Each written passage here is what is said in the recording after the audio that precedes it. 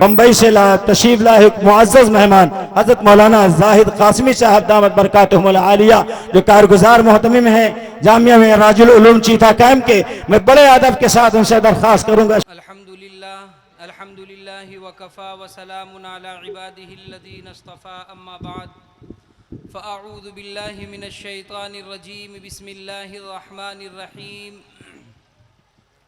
وجنوبنی وبنی ان نعبد الاصنام صدق اللہ العظیم۔ عزیزان گرامی، اللہ کا بے انتہا کرم اور اس کا احسان ہے کہ اللہ تبارک و تعالی نے ہمیں اور آپ کو دین کی نسبت سے کچھ دیر بیٹھنے کی توفیق عطا فرمائی، اور مزید کرم یہ کیا جس کرم کے سلسلے میں ہم نے اور آپ نے بہت ہی کم غور کیا کہ اللہ نے جو ایمان کی دولت عطا فرمائی وہ ایمان کی دولت اللہ نے بن مانگے عطا فرمائی ہے۔ علامہ اقبال رحمۃ اللہ علیہ فرماتے ہیں کہ میرے عزیزو، ہمارا نصیبہ جاگا تھا، ہماری فیروز بختی تھی، ہم مقدر کے دھنی تھے کہ اللہ نے ایمان والے کے گھر میں پیدا فرما دیا۔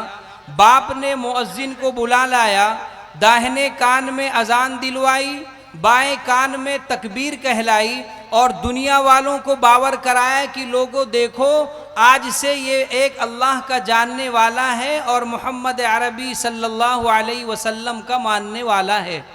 یہ عظیم دولت جو اللہ نے عطا فرمائی، اس کا حق یہ تھا کہ ہم اللہ کے دربار میں اپنی پیشانی کو، اپنی جبین کو جھکاتے اور شکر ادا کرتے کہ اے اللہ تو نے اتنی عظیم دولت بن مانگے عطا فرمائی۔ اور اس دولت کو پانے کے بعد آج کا ماحول اور آج کا سماج اس سے اس قدر بیزاری کا اظہار کر رہا ہے۔ میں تمہیداً یہ بات آپ کے سامنے کہہ رہا ہوں کہ مجھے بات آپ سے کرنی ہے جو آج کے دور کا سب سے حساس مسئلہ ہے کہ کفر اور ارتداد ہمارے سماج میں بہت تیزی سے پھیل رہا ہے۔ یعنی آدمی ایمان والا ہونے کے بعد وہ دائرے اسلام سے خارج ہو جا رہا ہے، برضا و رغبت خارج ہو رہا ہے، نوجوان بھی خارج ہو رہا ہے اور بچیاں بھی خارج ہو رہی ہیں۔ اس سلسلے میں بڑی بڑی تنظیمیں، بڑی بڑی یونیورسٹیاں، بڑے بڑے تحریک چلانے والے لوگ خود فکر مند ہیں کہ آخر کیا وجہ ہے۔ وہ چند وجہ تو انشاءاللہ آخر میں رکھی جائے گی، لیکن تمہیدی طور پر جو بات مجھے آپ سے کہنی ہے کہ اللہ نے جو ایمان کی دولت عطا فرمائی ہے یہ اتنی عظیم دولت ہے، اتنی عظیم دولت ہے کہ اللہ اگر دنیا میں عزت دے دیتا، شہرت دے دیتا، دولت دے دیتا، سب کچھ دے دیتا، اگر پلے ایمان کی دولت نہ ہوتی تو دنیا کے سب سے خسارے والے لوگوں میں ہمارا بھی شمار ہوتا۔ اور ایسا نہیں ہے کہ اس روئے زمین پر بادشاہت کسی کو نہ ملی ہو، دولت کسی کو نہ ملی ہو، شہرت کسی کو نہ ملی ہو، سب کچھ ملی تھی، لیکن ہم انہیں کیا کہا؟ ہم نے اس کو فرعون کے نام سے جانا، ہم نے اسے قارون کے نام سے جانا، ہم نے اسے ابو جہل کے نام سے جانا، اور وہ غربت کی نچلی سطح پر زندگی گزارنے والے صحابہ کرام، وہ چاہے ابو بکر و عمر ہی نہیں، یہ تو سماج کے باعزت لوگ تھے جن کو لوگ حقیر سمجھ رہے تھے، جن کو لوگ مفلس اور قلاش سمجھ رہے تھے، کہتے تھے کہ تم نان شبینہ کے محتاج ہو، تمہاری کیا حیثیت ہے؟ بلال حبشی ہو، ابو دردہ ہو، ایسے صحابہ کرام جن کے پلے ایمان کی دولت ملی، آج ہم ان کا نام لیتے ہیں تو ادب و احترام سے لیتے ہیں، ہمارا سر ان کے ادب میں جھک جایا کرتا ہے۔ وہ دولت اللہ نے میرے عزیزو ہمیں عطا فرمائی۔ اور جو میں نے خطبے میں آیت پڑھی، بہت مختصر آیت ہے، وَجُنُبْنِي وَبَنِيَّ أَن نَعْبُدَ الْأَصْنَامِ، اتنی چھوٹی آیت ہے، اس آیت کا ترجمہ انسان سنے تو سمجھ میں آئے گا کہ ایک نبی کا مشن کیا ہے، ایک نبی کی زندگی کے لاہیے عمل کیا ہے۔ کہ حضرت ابراہیم علیہ السلام دعا مانگ رہے ہیں، کیا کہہ رہے ہیں؟ اے اللہ مجھے اور میری اولاد کو تو بت پرستی سے محفوظ رکھنا۔ یعنی میری جبین کو غیروں کے سامنے جھکنے نہ دینا. جو ایمان کی تو نے مجھے دولت عطا فرمائی ہے یہ دولت میرے خاندان میں راسخ فرما دینا. صبح قیامت تک میرے خاندان کے لوگوں کو بت پرستی سے محفوظ رکھ دینا. ایسی عظیم دعا مانگے ہیں. اور پھر اتنے پہ ہی نہیں ختم ہوا، ان کے خاندان کے وہ اولو العزم نبی، جن کا پوتا نبی، جن کا بیٹا نبی، جن کا باپ نبی، سلسلہ ہے نبیوں کا. یعقوب علیہ السلام مرض الموت میں ہیں، بیٹوں کو جمع کیا اور کیا کہہ رہے ہیں؟ ما تعبدون من بعدی، ارے میرے بعد تم کس کی عبادت کرو گے؟ ایسا جملہ کہہ دیے کہ بیٹے افسوس کرنے لگے کہ یار والد محترم کیا جملہ کہہ رہے ہیں، ما تعبدون من بعدی، تم میرے بعد کس کی عبادت کرو گے؟ بیٹوں نے کیا کہا؟ قالوا نعبد الہک و الہ آبائک ابراہیم و اسماعیل و اسحاق الہ واحدا. اے والد گرامی آپ کیا بات کرتے ہو؟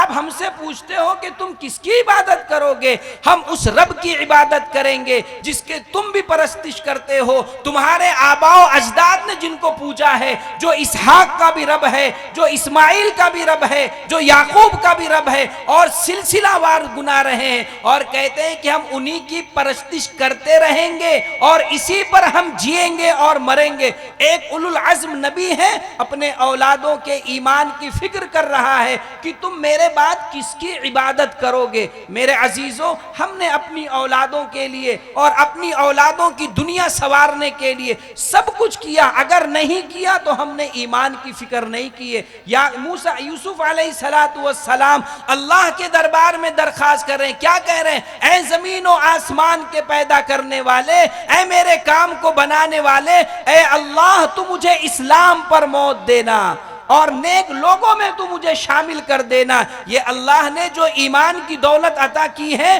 یوں ہی نہیں دولت عطا کی ہے. کم و بیش 1.25 انبیاء کرام اسی ایمان کی دولت کو لے کر آئے اور ساری بھٹکی ہوئی انسانیت کو ایک رب کے دروازے پر لا کے کھڑا کیا اور ان کی جبینوں کو مجبور کیا کہ تم ایک رب کو جانو. تمہارا خالق یہ ہے، تمہارا مالک یہ ہے، تمہارا رازق یہ ہے، تمہارے دکھ درد میں کام آنے والی ذات یہ اللہ ہے. اللہ کی معرفت کو جانو اور اپنے رب کو رب مان کر کے زندگی گزارو. اللہ نے میرے عزیزوں یہ ایمان کی عظیم دولت دے دی. اور جب تک انبیاء کرام اس روئے زمین پر رہے ہیں ایمان کے سلسلے میں فکر مند رہا کرتے تھے. اور اہل سنت والجماعت کا یہ عقیدہ ہے کہ اللہ جس نبی کو ایمان کی دولت عطا فرمایا، صبح قیامت تک اس کے ایمان کے سلسلے میں انسان شک کرے تو دائرہ اسلام سے خارج ہو جائے. اور اللہ نے نبوت دینے کے بعد کبھی ان سے اسلام کو چھینا نہیں ہے، اسلام سے انہیں محروم نہیں کیا. اتنی بڑی گارنٹی ملنے کے بعد نبی گھبرا رہے ہیں.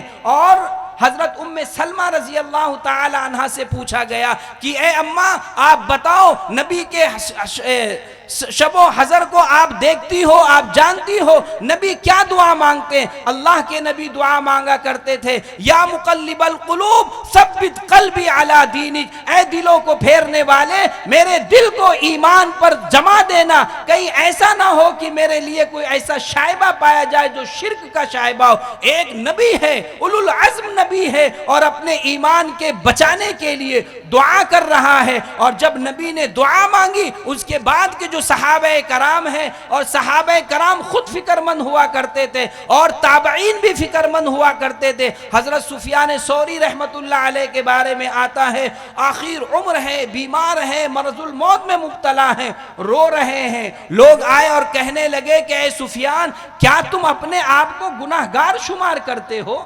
کیا آپ اپنے آپ کو اللہ کا باغی شمار کرتے ہو؟ کیا تم اپنے آپ کو اللہ کا باغی شمار کرنے کے بعد اپنے گناہوں کے بوجھ کو زیادہ محسوس کرتے ہو؟ حضرت سفیان ثوری رحمت اللہ علیہ نے زمین سے ایک مٹی اٹھائی اور آسمان کی طرف دیکھا اور کہا کہ اے لوگو، میرے گناہ کا بوجھ اس مٹی سے بھی ہلکا ہے. تو لوگوں نے کہا پھر روتے کیوں ہو؟ حضرت سفیان ثوری رحمت اللہ علیہ نے فرمایا کہ میں رو اس بات پر رہا ہوں کہ کہیں ایسا نہ ہو کہ میری موت آئے اور میرے پلے ایمان نہ رہے، میری موت آ جائے میں دائرہ اسلام سے خارج ہو جاؤں. اس لیے میں رو رہا ہوں۔ میرے عزیزوں، ان حدیثوں کے اور ان واقعات کو، ان مضامین کو سننے کے بعد پتہ چلتا ہے کہ انبیاء کرام کس قدر ایمان کے سلسلے میں ڈرے اور سہمے رہا کرتے تھے۔ اللہ نے اتنی عظیم دولت عطا فرمائی ہے، ہمیں ذرہ برابر اس کے سلسلے میں احساس نہیں ہے کہ دائرہ اسلام سے ہم کیوں خارج ہو رہے ہیں۔ میں یہ بات اس لیے کہہ رہا ہوں میرے عزیزوں، میں بمبئی میں رہتا ہوں، ہم لوگ بہت سی تنظیموں میں جڑے ہیں۔ گزشتہ مہینے کی میں رپورٹ آپ کو دیتا ہوں، ایک مہینے کے اندر 28 مسلم بچیوں نے اپنے ہاتھ سے لیٹر لکھ کر کے اپنے علاقے کی پولیس چوکی میں لیٹر کو دیا اور کہا کہ ہم اپنی رضا سے اور ہم اپنی مرضی سے، ہم اپنی چاہت سے فلاں کے ساتھ شادی کریں گی اور ہم اپنے اسلام کو خیر بات کہتی ہیں، ہم اپنے اسلام کو پسے پشت ڈالتی ہیں۔ وہ رپورٹیں میرے موبائل میں خود موجود ہے، جمعیت علماء کی رپورٹ موجود ہے۔ یہ دانشوران قوم سرنگو ہو گئے کہ کیا ہو رہا ہے سماج کے اندر۔ ان بچیوں کو، جن کو ایمان کی دولت دینے کے لیے، ان کی ایمان کی بقا کے لیے آج بڑے بڑے نسواں کھولے جا رہے ہیں، تعلیم کے مراکز کھولے جا رہے ہیں، اور امت محمدیہ کی یہ مائیں دائرہ اسلام سے خارج ہو رہی ہے۔ باپ رو رہا ہے، ماں رو رہی ہے، پولیس چوکی کے دروازے پر بچی بیٹھی ہے، گھر آنے کو تیار نہیں ہے۔ باپ کے آنسو گر رہے ہیں، ماں کے آنسو گر رہے ہیں کہ ایک انسان اگر کا مشرک بنے گا وہ ایک بنے گا، لیکن اگر ایک بچی مشرک بن گئی، ایک نسل مشرک بنے گی۔ میرے عزیزو، یہ ہمارے سماج کا بدترین دور گزر رہا ہے۔ آج ہمیں افسوس کرنے کا مقام ہے کہ یہ بچیاں دائرہ اسلام سے کیوں خارج ہو رہی ہیں۔ گزشتہ مہینے کے پروگرام میں رپورٹ لائی گئی، 2 وجہ سامنے آئی۔ کتنی وجہ؟ 2 وجہ سامنے آئی۔ وہ دونوں وجہ میں آپ کے سامنے رکھ کر اپنی بات کو میں ختم کر دوں گا۔ ایک تو بات یہ سامنے آئی کہ آج دنیا کی رنگ ریلیاں اور عصری تعلیم کا بھوت، اس کا خمار، اور عصری تعلیم کو پا لینے کے بعد دنیا کے اندر آئیں گے اور عیش و عشرت کی زندگی گزاریں گے۔ کہاں دوپٹہ، کہاں نماز، کہاں پردہ، کہاں بے حیائی کا وہ بول بالا ہوگا۔ وہ جب دنیا کو اپنے سامنے دیکھ رہی ہے تو اسلام کے سلسلے میں ان کے دل میں کدورت بیٹھ رہی ہے، نفرت بیٹھ رہی ہے کہ اسلام میں رہیں گے تو ہمیں پردے میں مقید کیا جائے گا، اسلام میں رہیں گے تو ہم پر شریعت کا قانون نافذ کیا جائے گا۔ ایک تو یہ بات سامنے آئی، اور دوسری جو سب سے اہم بات سامنے آئی ہے وہ یہ ہے کہ آج جہیز کی لعنت نے، جہیز کی نحوست نے بچیوں کو بھاگنے پر مجبور کیا ہے، بچیوں کو غیروں کے ہاتھ میں ہاتھ دینے پر مجبور کیا ہے۔ آپ دنیا کو اپنے قدموں میں لا لیے ہو۔ موبائل کا دور ہے، انٹرنیٹ کا دور ہے، واٹس ایپ آپ کے پاس ہے، فیس بک آپ کے پاس ہے، انسٹاگرام آپ کے پاس ہے، ٹویٹر آپ کے پاس ہے۔ آپ اس کو کھول کر کے دیکھو، آپ کے سامنے روزانہ کی رپورٹیں آئیں گی۔ کہاں امریکہ ہے، لیکن آج امریکہ بھی ہمارے مٹھیوں میں ہے۔ ہم اس کے شب و روز کی خبروں کو نشر کرتے ہوئے دیکھتے ہیں۔ ایسی رپورٹیں سامنے آ رہی ہیں کہ اللہ حفاظت فرمائے۔ میں ایک عالم دین کا خط آپ کو پڑھ کے سنا دوں، ان کا خط اتنا اہم ہے جسے چاہیے رہے گا تو ہمارے مدرسے کے استاد کے پاس بھی موجود ہے، مفتی آزاد صاحب، وہ بھی سماعت کیے ہیں، میرے موبائل پہ بھی ہے، اور ہمارے استاد مولانا اشفاق صاحب ان کے موبائل میں بھی ہے۔ حضرت نے جو ایک خط پڑھ کے سنایا میرے عزیزوں، وہ لوگ جن کو اللہ نے اولاد کی نعمت عطا فرمائی ہے وہ کان کھول کے سن لے کہ اگر آپ نے اپنی روش میں تبدیلی نہیں لائے اور اپنے سماج کو سدھارنے کے لیے فکر مند نہیں ہوئے، کل قیامت کے دن اللہ ہم سے باز پست کرے گا اور پھر ہمارے قدم پیچھے نہیں ہٹیں گے۔ حضرت نے لکھا ہے کہ ایک بچی نے میرے پاس خط لکھا، اور کیا لکھا جانتے ہو؟ کہ اے محترم، میں آپ کے نمبر کو بہت دنوں سے تلاش کر رہی تھی، بڑی مشقتوں کے بعد مجھے نمبر ملا ہے۔ اس نے جو سوال آگے لکھا، کتنا اہم سوال لکھا، کیا سوال لکھا جانتے ہو؟ کہ مولانا صاحب، ہم 3 بہنیں ہیں، میری والدہ گھر میں بیمار رہتی ہے اور میرے والد صاحب نوکری کرتے ہیں 12 سے 15 ہزار روپے کی، بمشکل ہمارے گھر کا خرچ چلتا ہے۔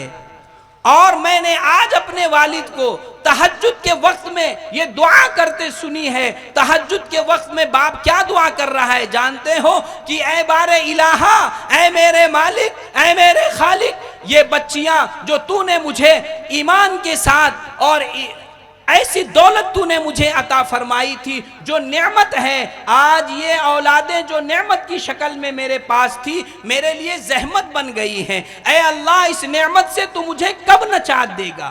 باپ کیا کہہ رہا ہے؟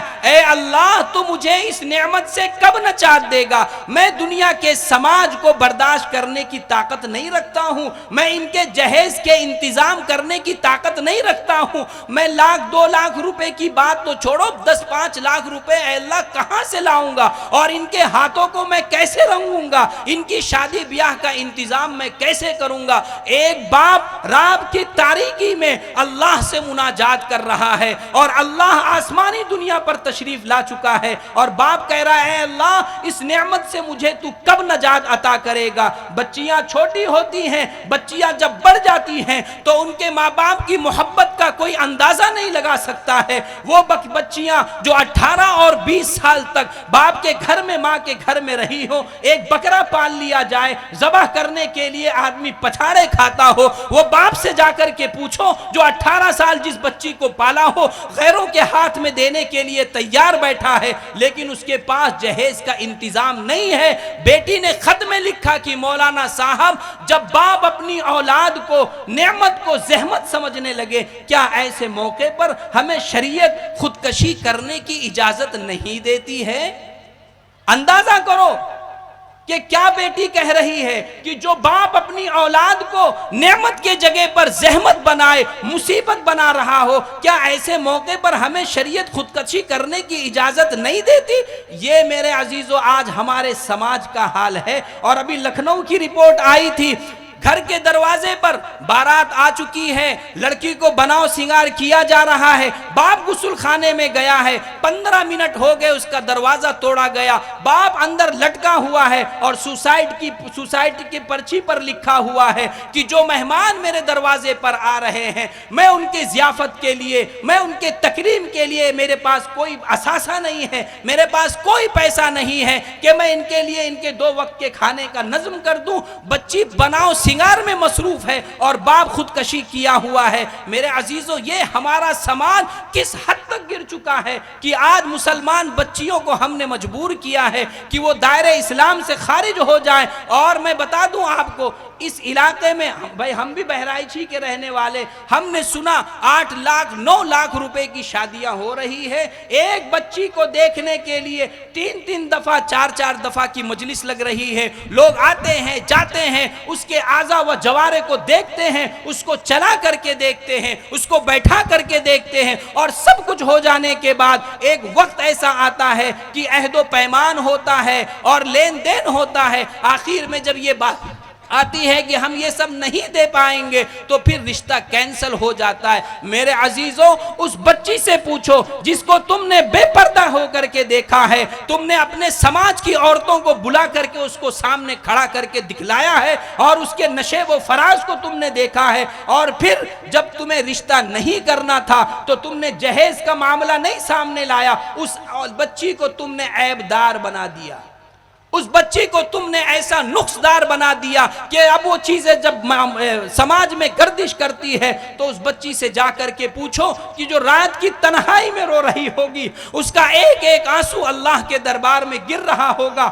تو کیا انسان خوشحال رہے گا؟ انسان عافیت کی زندگی گزارے گا؟ اگر اللہ نے اولاد کی نعمت دی ہے تو میرے عزیزو ایک اللہ کا بندہ بن کر، اللہ کا بھکاری بن کر آپ سے میں درخواست کرتا ہوں کہ جہیز کی لعنت سے اپنے سماج کو بچاؤ. اور اگر آپ نے جہیز کی لعنت میں ملوث ہو کر کسی بچی کے خاندان کو مجبور کر اگر آپ نے جہیز لے لیا تو ذلت اور رسوائی کے علاوہ تمہارے گھر میں اور کوئی چیز نہیں آئے گی. یہ زبان کی تم تراقیاں بند ہو جائے گی، اعضاء و جوارح مفلوج ہو جائیں گے، اور پھر وہ بچی جو مجبور و محض ہو کر کے سودی قرضہ لے کر کے غیروں سے بھیک مانگ کر کے تمہارے گھر میں جو جہیز لے کر کے آئی ہے، اللہ تعالیٰ اس کو وہ سر بلندی عطا فرمائیں گے، وہ تمہارے دروازے پر تمہیں خود کہے گی کہ آج تم بڑے بنتے ہو، میرے باپ کو تم نے رلایا ہے، میری ماں کو تم نے رلایا ہے، ہم عزت دار گھرانے کے رہنے والے تھے، ہم نے چھپ چھپا کر کے دوسروں سے قرضہ مانگا ہے،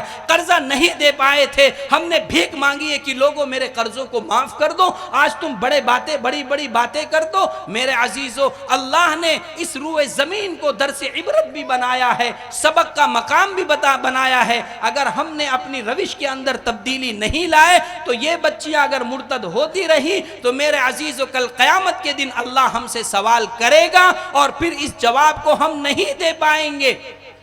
اگر بچیاں تعلیم چھوڑ دے کوئی مشکل نہیں ہے، اگر بچی غریب سے شادی کر لے کوئی مشکل نہیں ہے، اگر وہ پھٹے پرانے کپڑوں میں زندگی گزارے کوئی مشکل نہیں ہے، لیکن اگر کوئی بچی ہمارے کرتوت کی بنا پر اگر وہ دائرے اسلام سے خارج ہو گئی اور سماج کے اس برے ماحول نے اگر مجبور کیا ہے تو ہم تمام کے تمام گرفت کے قابل ہو جائیں گے، پھر اللہ کے سامنے ہم جواب نہیں دے پائیں گے۔ یہ کیا کہنا کہ ہمارے حالات نہیں بدل رہے ہیں، ہم تو بڑے پریشانیوں مبتلا ہیں، ہمارے اوپر یہ ہو رہا ہے وہ ہو رہا ہے۔ میرے عزیزو، جو کچھ بھی ہو رہا ہے سب ہم اپنے ہاتھوں کی کمائی کو پا رہے ہیں۔ بس میں انہی چند باتوں پر اپنی بات ختم کرتا ہوں کہ اپنی بچیوں کو دینی تعلیم سے وابستہ کرو، اور جو ذمہ دار حضرات ہیں وہ جہیز کی سلسلے میں فکر مند ہو جائیں، اور جو بچیاں تعلیم پاتی ہیں اور دنیا کی رنگریلیوں کو دیکھتی ہیں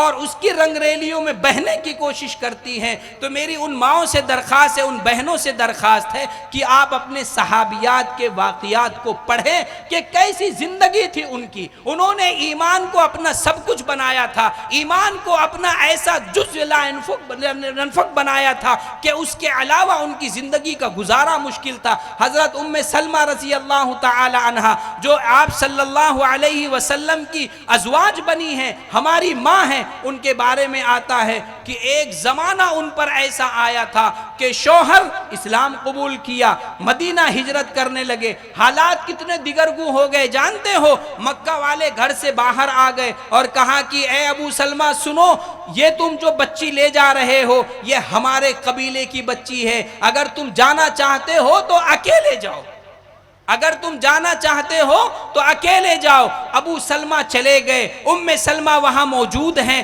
دیکھو شوہر جدا ہو گیا، شوہر جدا ہو گیا، ان کی گود میں ایک چھوٹا سا بچہ ہے۔ اب ابو سلمہ کے قبیلے والے آ گئے اور کہا کہ سنو، اگر ابو سلمہ کو تم مدینہ جانے کی اجازت دیتے ہو اور اس کی بیوی سلمہ کو تم روکنے کی اجازت دیتے ہو تو سنو، یہ بچہ ہمارے قبیلے کا ہے، اس بچے کو لے جانے کی ہم اجازت نہیں دیں گے۔ اس روئے زمین نے ایسا منظر نہیں دیکھا، شوہر الگ چلا گیا، بچے کو گود سے لے لیا گیا، ددیال والے بچے کو لے کر چلے گئے، اور وہ ام سلمہ اسی جگہ کھڑی ہے۔ روایت میں آتا ہے صبح گھر سے آتی تھی، شام تک اسی مقام پر شوہر کی جدائی کو دیکھ کر کے اور اپنی اولاد کی جدائی پر رویا کرتی تھی۔ 1 سال کا عرصہ گزرا ہے، کیا میرے عزیزو ان پر حالات نہیں آئے تھے؟ کیا ان کے اوپر شوہر کے چھوڑنے کے حالات نہیں تھے؟ اولاد کے چھوڑنے کے حالات نہیں تھے؟ اتنے پشو پیش میں کھڑی ہیں اور اسلام کو اپنے دل سے لگائے بیٹھی ہیں۔ اگر وہ اسلام سے پھر جاتی تو بچہ بھی انہیں مل جاتا، قبیلے والے بھی انہیں تسلیم کر لیتے، لیکن وہ ثابت قدم رہی۔ بچہ چلا گیا، شوہر چلا گیا، 1 سال تک روزانہ گھر سے آتی تھی اور اسی مقام پر کھڑے ہو کر کے رویا کرتی تھی جہاں سے ان کا شوہر جدا ہوا تھا۔ 1 سال کے بعد ان کا چچا زاد بھائی آیا اور اس نے دیکھا کہ یہ روزانہ آتی ہے اور روزانہ اپنے شوہر کی جدائی میں اور اپنے بچے کی جدائی میں روتی ہے۔ جب سورج غروب ہوتا ہے تو گھر کا رخ کرتی ہے۔ وہ قبیلے میں گئے اور قبیلے والوں کو للکارا کہ تمہیں شرم نہیں آتی، تمہاری غیرت مر چکی ہے، شوہر اس کا چلا گیا، بچے کو تم چھین کر کے ددیال میں بھیج دیے ہو، یہ بیچاری روزانہ آ کر کے روتی ہے۔ تب ان کے ضمیر کو جھنجھوڑا گیا، تب ان لوگوں نے بچوں کو لا کر کے لوٹا لوٹ آیا. پھر اللہ نے وہ دن دکھایا کہ وہ ازواج مطہرات میں شامل ہو گئی, محمد عربی صلی اللہ علیہ وسلم کے حرم میں آ گئی. آج ہم انہیں اپنی ماں کہتے ہیں, ان کا نام ہم ادب سے لیا کرتے. میں ماؤں سے اور بہنوں سے درخواست کرتا ہوں کہ دنیا میں کچھ حالات آئیں گے, کچھ غربت تمہارے دروازے پر دستک دے گی, لیکن ایمان کو مضبوطی سے پکڑے رکھنا. ایمان کے سلسلے میں کبھی غفلت نہ برتنا. اگر ایمان کے سلسلے میں غفلت برتے اور اگر ایمان ہاتھ سے چلا گیا تو میرے عزیزو دنیا میں سب کچھ ملنے کے بعد بھی ہم ذلیل و خوار اور رسوا ہو جائیں گے. سفیان ثوری کیا کہہ رہے تھے کہ میرا گناہ اس کنکر سے بھی کم تر ہے. لوگوں نے کیا کہا, کیوں روتے ہو, کیوں دہشت دل میں بیٹھی ہے, اللہ کا باغی ہو کیا تم, یہ سب تو نہیں ہے نا. حضرت نے کیا فرمایا, فرمایا کہ میں ڈرتا اس بات پر ہوں کہ کہیں ایسا نہ ہو کہ میں دنیا سے جاؤں تو میرے پلے ایمان نہ ہو, میں دنیا سے جاؤں تو میں ایمان سے خارج ہو جاؤں. اور جانتے تھے کہ مشرک کی کبھی بخشش نہیں ہوگی, مشرک کی کبھی بخشش نہیں ہوگی, اس سلسلے میں ڈرا کرتے تھے. اور آج ہمارے سماج کا حال یہ ہے کہ دھڑلے سے بچیاں غیروں کے ہاتھ میں ہاتھ دے رہی ہیں. سماج کے کچھ لوگ تھوڑی دیر گفت و شنید کا معاملہ کرتے ہیں, اس کے بعد وہ سارا معاملہ سرد ٹوکرے میں چلا جاتا ہے, کوئی فکر مند نہیں رہتا. میں کہتا ہوں میرے عزیزوں, اس کے سلسلے میں کھڑے ہو جاؤ, اور جو لوگ اس معاملے میں فکر مند ہوں گے اللہ کل قیامت کے دن انہیں سرخرو کر دے گا. اور سماج کی اس برائی کو روکنے کے لیے اور اس پر روک لگانے کے لیے جو کچھ بھی وقت لگاؤ گے اللہ آپ کے لیے اس کو ذخیر آخرت بنا دے گا. میں انہی چند باتوں پر اپنی بات کو ختم کرتا ہوں. وآخر دعوان الحمدللہ رب العالمین. یہ کون